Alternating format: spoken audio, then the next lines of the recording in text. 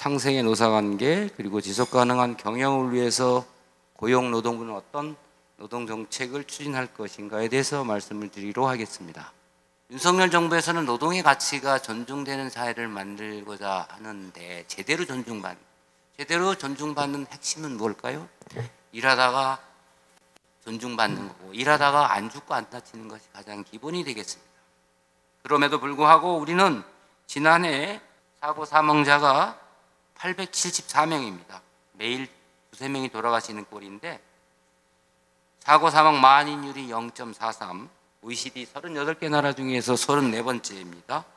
경제 규모가 우리나라가 10위권이고 G8 선진국 이렇게 얘기하는데 경제적 위상에 걸맞지 않는 아주 부끄러운 수준이라고 할 수 있습니다. 더 중요한 사실은 아까 근로시간은 다른 나라에 비해서 빠른 속도로 줄어드는 게 사실인데 중대재해 감축이 정체기에 접어들었다는 겁니다. 사고 사망자는 800명대 수준을 유지하고 있고 사고 사망 만인율은 0.5에서 0.4%에서 정체하고 있다는 것을 알 수가 있습니다. 그래서 저희가 이게 패러다임의 전환이 필요하다. 중대재해를 일하다가 안 죽고 안 다치게 하려면 바로 패러다임의 전환이 필요하다라고 해서 처벌 중심, 규제 중심에서 자기 책임을 엄중하게 묻는 걸 전제로 해서 현장성 있는 그리고 혁신적인 예방 중심의 자기규율 예방 체계, 위험성 평가 중심으로 지난해에 감축 로드맵을 만든 겁니다. 작년 저작년에 처음으로 총 인구수가 감소하는 등 변화가 이미 시작됐습니다. 지난해 11월 KDI 분석에 따르면 이런 추세로 간다면 2050년에는 노인 인구가 40%를 넘어서고 생산 가능 인구는 급감해서 장기 경제 성장률이 0%로 하락할 수도 있다는 다소 암울한 전망을 내놓기도 했습니다. 동시에 노동시장에는 MZ세대 등장도 본격화되기 시작했습니다. 워라밸, 욜로, 소확행과 같이 좋은 일자리에 대한 의미가 변화되기 시작했고 일에 대한 생각과 태도의 변화가 시작되었습니다. 노사관계에서 얘기할 때 우리가 조용한 파업, 사일런트 스트라이크 이런 얘기를 하는데 스트라이크 양상이 바뀐다는 건데 그건 집단적인 관계에서 얘기하는 거고 지금 보신 화면은 요즘 젊은 직장인들이 많이 사용하는 블라인드 앱의 설문조사 결과인데요. 임금 결정 기준이 현재 기준이 공평하다고 생각하냐? 그랬더니 아니요. 86%가 그랬죠. 응답자의 대부분은 여가 및 자기개발 37%, 업무량 변동 26.4%로 근로시간 조정이 필요하다 이렇게 응답했는데 응답자 3명 중 2명은 시간을 자유롭게 조정할 수 없다 이렇게 대답을 했습니다. 대단히 경직적이다, 안 맞는다, 불편하다 이런 얘기가 되겠습니다. 이 외에도 제가 틈나는 대로 직접 현장에 다니면서 안 죽고 안 다치게 하고 그리고 공정한 임금, 근로시간에 대한 다양한 목소리를 확인할 수 있었습니다. 2018년도도 엄청 더웠던 것 같은데 그때 온열 질환으로 돌아가신 분이 12분이었는데 정말로 다행스럽게도 올해는 온열 질환으로 3분이 돌아가신 걸로 보고를 받았습니다. 그래 돌아다니면서 들어보니 임금에 대해서는 직무와 성과 중심의 공정한 임금 체계가 중요하며 근로시간과 관련해서는 산업, 업종별 개인 특성에 맞게 근로시간 제도가 유연하게 운영될 수 있어야 한다는 목소리와 함께 당연하게도 근로자 건강권 보호도 병행되어야 한다고 말씀들이 있었습니다. 저희들이 근로시간 제도 개편안을 금년 3월 달에 발표를 했는데 입법 예고 기간에 많은 논란이 있었고 그래서 그것을 보완하기 위해서 6,030명의 수요조사와 의식조사를 했는데 그 결과 곧 발표되겠습니다만은 저희들이 근로시간 제도 개편에 대해서 가졌던 문제의식 그리고 그것이 보완되어야 될 부분에 대해서 적절하게 국민들이 그리고 노사가 생각하고 있다는 것들을 확인할 수 있었습니다. 이중구조가 가장 심각한데 많은 분들이 원청의 65%에서 80% 수준밖에 되지 않는 하청업체의 임금 수준을 지적하면서 시급히 해결해야 하는 과제로서 노동시장의 이중구조 문제를 꼽게 되었습니다. 지금 국회에는 노조법 2, 3조가 올라가 있는데 이중구조 문제를 해결하겠다라고 하고 있는데 대단히 우려스럽다. 저희들은 구조화되고 역사적으로 누적된 이 문제가 법조항 한두 개를 고쳐서 될 일이 절대 아니다. 종합적으로 다양하게 폴리시 믹스, 정책 조합을 통해서 차차로 개선해 나가야 된다고 생각하는데, 그 중에 하나가 금년 초에 저희들이 조선업 상생협약 절실하게 자신들의 문제를 정말로 고민하는 그런 분들이 머리를 맞대고 대안을 만들고, 그래서 그 합의를 이행하려는 의지를 보일 때 지속 가능하고, 정부는 이것을 뒷받침하기 위해서 훈련, 산업안전, 임금 격차, 4대 보험, 인력 공급 등을 체계적으로 패키지로 지원을 하기로 했는데, 제도는 제도를 바꾸더라도 의식과 관행을 통해서 이중구조를 해결하겠다는 노력 중에 하나가 되겠습니다. 이러한 노동규범과 관행의 지체는 노동시장 부문의 저조한 국가 경쟁력으로 나타나고 있는데요. 최근 IMD, 스위스의 국제경영개발원이죠. 국가 경쟁력 순위를 보면 63개 나라 중에서 생산성은 36위, 금융시장은 23위인데 노동시장은 42위죠. 63개 나라 중에서 42위다. WEF, 월드 이코노믹 포럼에서 각국의 노사협력 지수를 보면 여전히 우리는 103등 꼴찌에서 맴돌고 있죠. 금융시장이라든가 여타 생산물 시장이나 경영활동 등 다른 분야에 비해서 매우 낮다는 것을 확인할 수가 있습니다.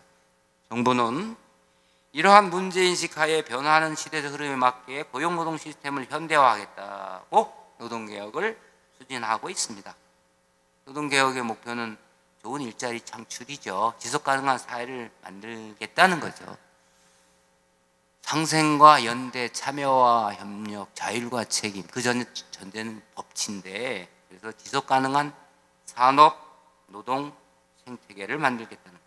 쉽지 않은 과제지만 현 세대와 미래 세대를 위해 반드시 추진해야 할 시대적 과제입니다. 지금 시작하지 않으면 미래를 담보할 수 없습니다. 헌법 개정보다도 어렵다고 하기 때문에 역대 정부가 실패했거나 시도를 하고 있지 못하는 그런 내용인데, 지난 1년 이번만큼은 반드시 노동개혁을 성공적으로 완수하겠다는 절실함으로 기틀 마련에 매진했고, 과거와는 달리 저희가 제도만 바꾸는 게 아니라 의식과 관행을 총체적으로 전방위적으로 바꾸고 있다. 아무리 좋은 제도를 만들어도 법을 우습게 한다든가 법치주의가 경시된다 그랬을 때는 제도가 지켜지질 않는 거 아니겠어요? 그래서 의식과 관행도 같이 전방위적으로 개혁, 개선을 하는데 가장 먼저 노사 법치주의의 확립. 사람들한테 왜 법을 지켜야 됩니까? 법치주의가 왜 중요하죠? 이렇게 물어보면 대답을 못하죠. 너무 당연한 걸 물어본다. 너무 당연한 것이 지켜지지 않는, 그래서 개혁이 필요한 거고, 그래서 그 핵심 중에 핵심이라고 할 수가 있겠습니다. 법치주의는 민주주의의 기본 전제가 됩니다. 약자가 보호받는 지름길이고, 법치는 자치, 그 위에 정치, 모든 것의 기본 토대가 됩니다. 법치를 뼈대라고 할 때 자치니 다른 자율이니 이런 것들은 근육에 해당할 수 있어요. 존 로크가 얘기했던 것 같은데, 리바이던 얘기한 건 홉스가 만인에 대한 만인의 투쟁, 모두가 모든 사람을 두려워해야 된다 그러면 그게 얼마나 혼란스럽겠어요? 국가 권력이 법치를 책임지고 나머지는 편안하게 살자, 약자 보호. 그래서 자유, 정의의 전제가 법치라는 거죠. 노사법치주의는 불필요한 쟁의와 갈등을 예방하고 진정으로 노동의 가치를 존중하는 길이자 노동개혁의 출발점입니다. 현장에 만연한 불법, 부당행위는 상호 불신으로 이어지죠. 그리고 법제도 개선을 어렵게 합니다. 법을 아무리 잘 만들어도 또 다른 형태의 위법적이고 편법적이고 불법적인 행위를 만들어낸 결과를 초래하게 됩니다. 법치가 안 지켜지면 경제단체라든가 여러 유관기관, 여야 정치권도 방문하면서 법을 제대로 지키는 의식과 관행, 풍토를 만드는 건 노동개혁의 반이 넘는 거다. 사법 리스크, 불필요한 갈등 관리 비용 이런 것들을 줄일 수 있기 때문에 이것만 돼도 반 이상 하는 거다. 그만큼 중요한 겁니다. 노동조합 운영과 회계 투명성을 높이기 위해서 지난 1월 자율적으로 운영 상황을 점검하고 회계장부 비치 보전 결과를 제출하도록 한 바 있습니다. 회계 관련 규정의 실효성을 확보하고 회계 공시와 조합비 세액공제를 연계하기 위한 노조법, 소득세법 시행령 개정도 지금 추진 중입니다. 또한 현장의 불법, 부당한 관행을 개선하고자 1월 26일부터는 노사 부자리 온라인 신고센터를 운영하면서 신고 내용을 토대로 시정 조치를 해오고 있으며 노조의 불법 부당행위 규율 신설도 추진하고 있습니다. 아시다시피 젊은 우리 청년들은 채용 과정의 불공정성에 대해서 대단히 분노하고 있습니다. 사회에 첫 발을 내딛는 순간 쏘갔다. 사회가 공정하지 않다. 배운 거랑 다르네. 얼마나 미래가 암담하겠습니까? 그래서 기존의 채용 절차법을 공정채용법으로 대폭 강화하는 내용으로 법 개정을 해서 채용 강요, 부정 채용 금지, 채용 정보 제공 확대 등의 내용을 담을 예정입니다. 현장에서는 취약계층의 기본권익을 보호하기 위해 포괄임금 오남용, 임금체불, 부당노동행위, 불법적 노조 전임자 운영비 원조, 직장 내 괴롭힘 등 노동시장의 주요한 불법 부조리를 근절해 나가고 있습니다. 공짜 야근을 유발하는 포괄임금, 고정 OT, 오남용 등 편법적 임금 지급 관행 근절을 위해서 금년 1월부터 역대 최초로 기획감독을 실시하고 있습니다. 감독 결과 등을 토대로 노사 간 계약의 자율은 침해하지 않으면서 이게 현장의 필요에 의해서 대법원 판례에 의해서 자율적으로 형성된 관행이기 때문에 그렇지만 한쪽에 일방적으로 부담을 전가하지 않는 실효적인 해결 방안은 반드시 찾아야 됩니다. 그래서 조속하게 마련할 예정입니다. 아울러 임금체불은 근로자와 그 가족의 생계를 위협하는 반사회적 범죄라는 인식으로 상습 체불 대책을 마련하고 기획감독을 강력하게 추진 중이며 불법적 노조 전임자, 운영비 원조 행위에 대해서 실태조사 결과를 토대로 위법 행위를 시정해 나갈 계획입니다. 지난번 용산 대통령실에서 추석 앞두고 여러 가지 정책 보고를 드렸는데 임금체불에 대해서도 보고를 드렸습니다.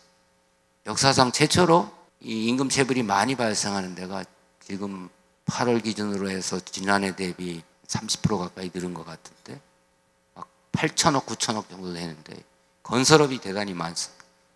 이번에 역사상 최초로 또 1,000인 이상 사업장의 노조 지원 실태를 저희가 파악을 했는데 이것은 법에 의해 규정된 노동조합의 자주성, 독립성을 침해하고 지배 개입할 우려가 있어서 법으로 엄하게 규정을 하고 제한을 하고 있는데 이런 부분들에 대해서도 저희들이 기획감독을 통해서 합리적인 노사관계를 지원해 나갈 계획입니다.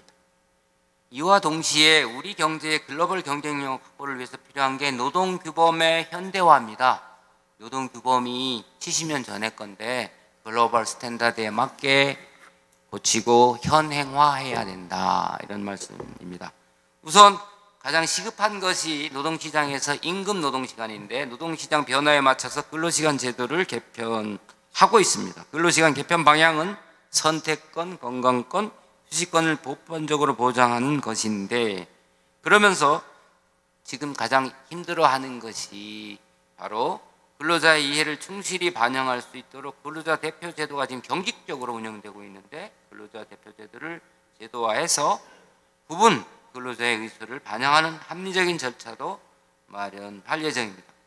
대국민 설문조사 등을 통해 집중적으로 의견을 수렴했고 그리고 그 결과가 곧 발표될 텐데 수용성과 공감대를 높이는 방향으로 제도를 보완할 계획입니다. 또한 현장의 불확실성 최소화를 위해 파견제도 선진화, 노사 대등성 확보 등 법제도 전반을 글로벌 스탠다드에 맞게 개선해 나갈 계획입니다. 중요한 중대재해 획기적 감축에 대해서 말씀드리겠습니다. 그동안 우리 법은 단속과 적발 위주 법령과 감독 행정이었습니다. 그렇게 하면서 실질적으로 중대재해를 줄이지 못했어요. 그래서 중대재해법이 들어왔죠. 그런데 그 법은 또 현실적으로 작동하는 데 많은 부작용을 낳고 있다는 것이 전문가와 노사로부터 제기되고 있습니다. 그러다 보니 기업들은 스스로 안전보건 역량을 강화하지 못했습니다. 아울러 중소규모 사업장은 역량이 미흡하고 예산이 부족해서 자체적으로 위험 요인을 찾고 개선하는 시스템을 갖추기 어려운 것도 사실입니다. 현장의 사업주와 근로자 등은 안전을 내가 아닌 전문가나 안전보건 관계자의 일로만 인식하고 있는 상황입니다. 그래서 정부는 국민의 생명과 안전을 보호하는 것은 국가의 기본 책무라는 사명감 하에 기존 정책을 비판적으로 성찰했습니다. 그래서 규제와 처벌에서 자기 규율과 엄중 책임으로 정책 패러다임을 전환하여 중대재해 감축 로드맵을 지난해 11월 발표했습니다. 위험성 평가 중심인데요. 위험성 평가란 노사가 함께 사업장 내 유해 위험 요인을 파악하여 개선 대책을 수립, 이행하는 제도로 정부가 제시하는 하위 규범과 지침을 토대로 노사가 함께 사업장 특성에 맞는 자체 규범을 마련하고 사업장 내 유해 위험 요인을 지속적으로 발굴, 제거하는 안전관리 방식입니다. 이게 글로벌 스탠다드죠. 독일, 영국 같은 경우에 이러한 위험성 평가 중심의 자기 규율 예방 체계를 확립해서 중대재해를 획기적으로 줄인 바가 있습니다. 이게 자율 방임이냐? 아닙니다. 자기 규율에는 책임이 따릅니다. 사고 발생할 경우에는 정말로 위험성 평가 등 예방 노력을 제대로 했는지 엄정하게 따져서 결과에 대한 책임을 더 엄하게 부과하게 됩니다. 이게 뭐냐? 지금까지 강제로 물가에 소나 말을 끌고 갈 수 있지만 물을 못 깨는 만들 수 없는 거죠. 스스로 필요성을 인식하고 스스로 움직이게 해야 되는 거죠. 노사의 참여가 기본적으로 전제가 되겠다. 자율이 우선 중요하고, 그래서 스스로 움직여야 지속 가능하고, 두 번째는 현장을 제일 잘하는 사람은 노사다. 직접 일하는 사람이다. 일하는 사람이 현장도 잘 알고 있고, 그분들이 안 죽고 안 다쳐야 된다는 사측도 마찬가지고, 의식으로 무장하고 미리 제일 잘하는 위험한 요소들을 발굴해서 제거한다면 그러면 사고가 발생하지 않는다는 거죠. 그런데도 사고가 난다? 사고가 날 리가 없는데 사고가 나면 그걸 따져서 제대로 했는지 그 책임을 묻겠다는 겁니다. 현대중공업에 제가 기자단들하고 한번 가서 위험성 평가를 하는 걸 봤습니다. 그건 뭐예요? 기술적인 부분, 물리적인, 기후적인 거, 심리적인 거, 신체적인 모든 요인이 사고를 유발하는 거죠. 우선은 설비, 건설 장비들이 안전하게 돼 있어야 되고, 그죠? 그런데 그 안전한 것은 평상시의 조건인데 비가 오거나 눈이 오거나 날이 춥거나 더우면 제대로 안 되겠죠. 기술적인 문제겠죠. 공학적인 거.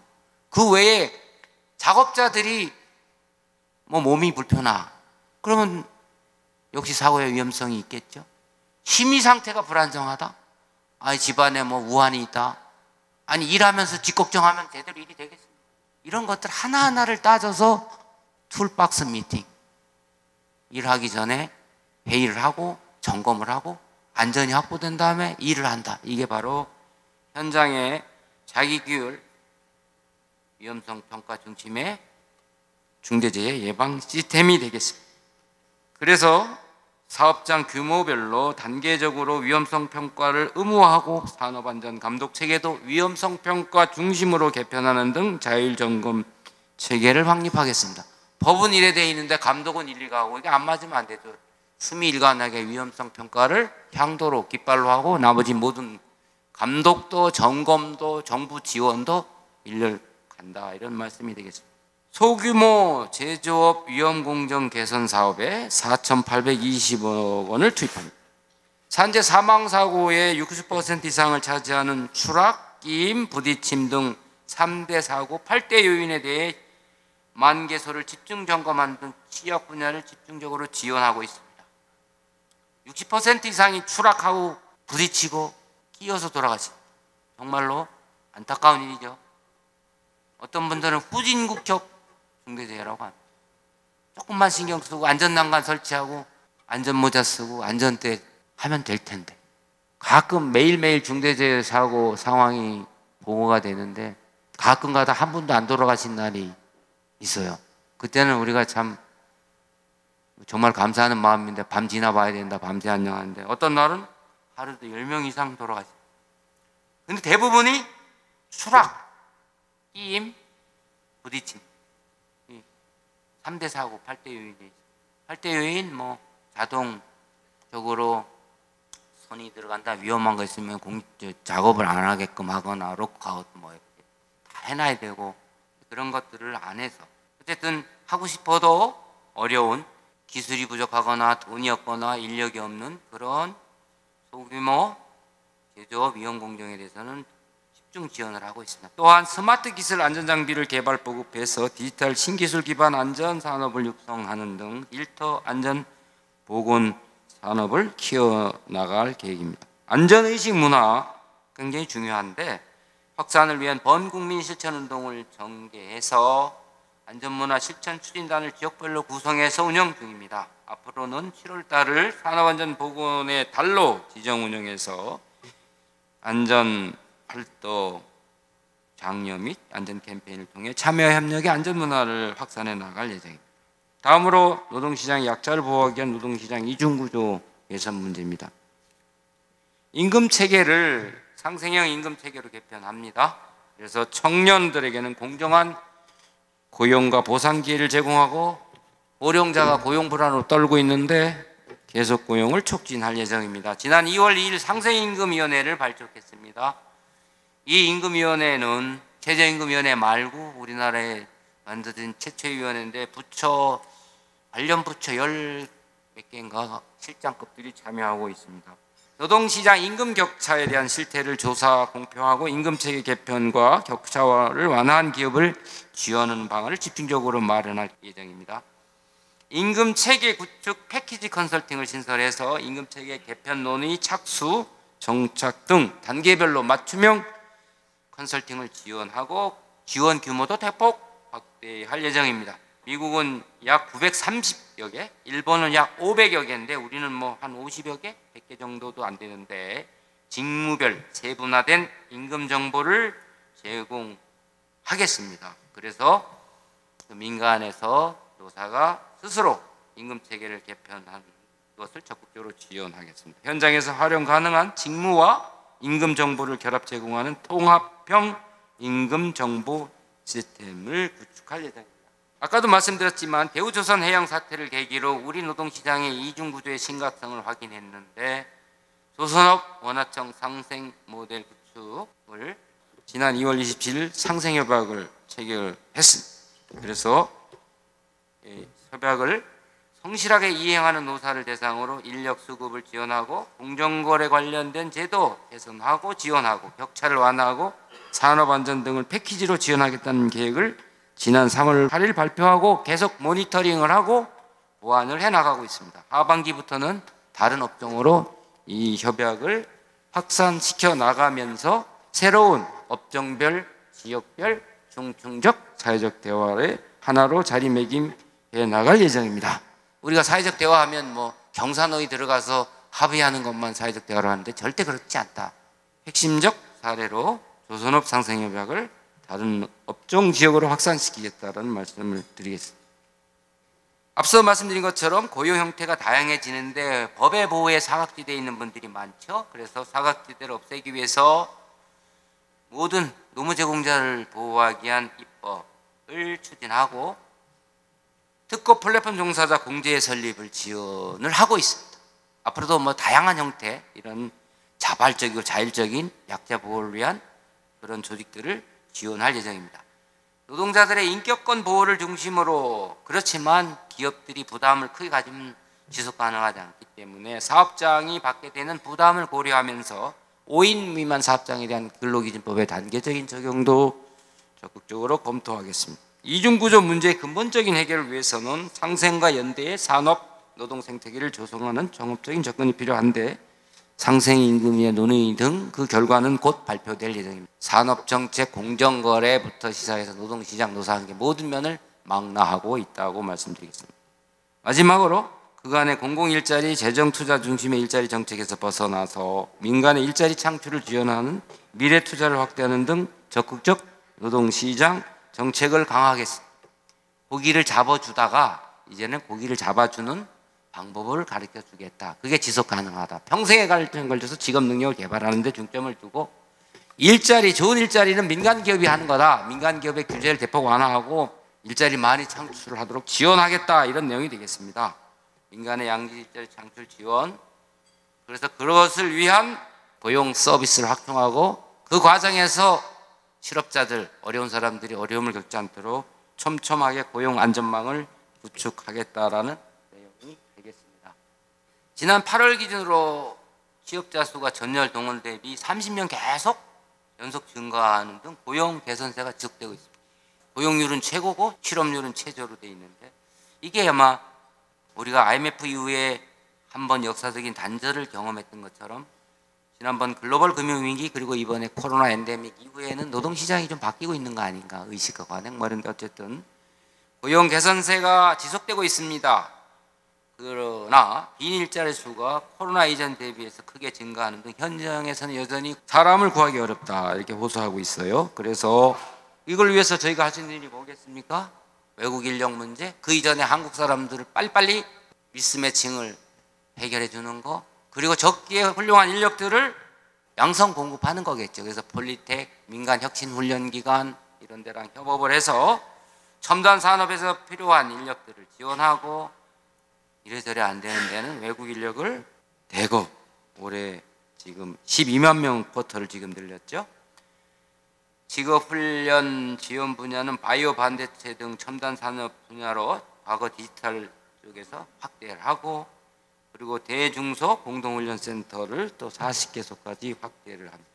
정말 어려운, 이번에 뿌리기업이면서 중견기업이면서 300인 이상 지방에 있는 기업들에 대해서도 외국 인력을 E9 비자로 채용할 수 있도록 했는데 여전히 어려움을 겪고 있다고 아까 말씀을 하시대요. 그래서 그런 부분들도 해결 방안이 있는지 살펴보겠습니다. 지금 외국 고용 문제, 이것도 내년이면 고용 허가제가 도입된 지 20년이 되는데 전면적으로 저희들이 지금 개편을 하고 있습니다. 업종도 확대를 하고, 뭐 지난번에 발표한 바처럼 사업장에서 활용할 수 있는 쿼터도 2배로 늘렸죠. 이 고용 인원도 그 세분화된 걸로 시간임금, 이중구조 개선, 중대재해 예방, 일자리 등등 제반 정책에 대해서 간략하게 소개 말씀드렸습니다.